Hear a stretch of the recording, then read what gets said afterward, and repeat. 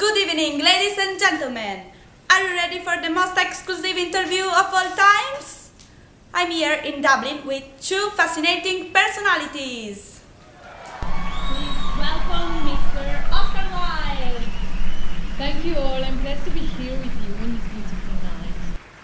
And its most famous character, Mr. Dorian Gray. It's an honor to be here tonight.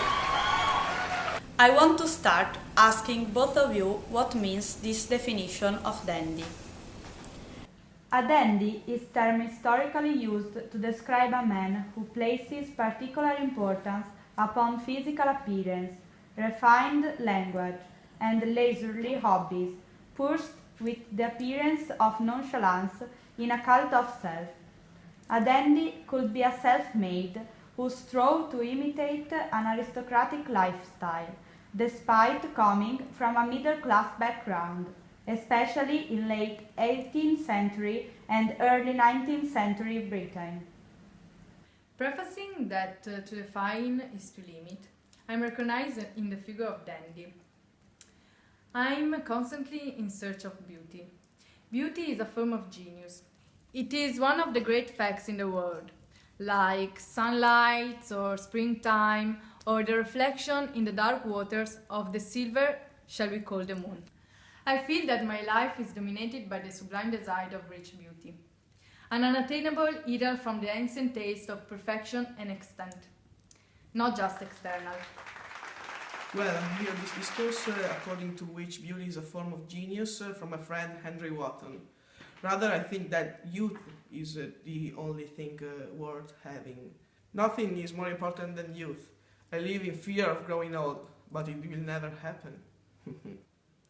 Now I want to focus in with Mr. Dorian Gray. I want to read an extract of the portrait of Dorian Gray. "How sad it is," murmured Dorian Gray, with his eyes still fixed upon his own portrait. "How sad it is. I shall grow old, and horrid, and dreadful, but this picture will remain always young. It will never be older than this particular day of June. If it was only the other way, if it was I who were to be always young, and the picture that were to grow old. For this I will give everything. Yes, there is nothing in the whole world I would not give. I would give my soul for that."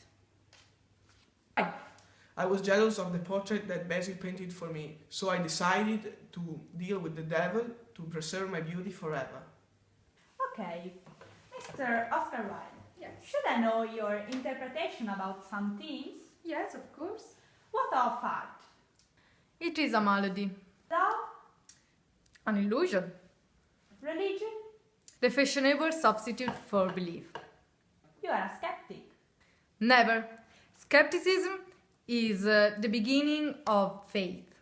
What are you? As I said before, to define is to limit. At the end of the book, Mr. Dorian Gray can't live with his curse. So he decides to destroy the portrait, but in this way he kills himself. What? I wish to young forever.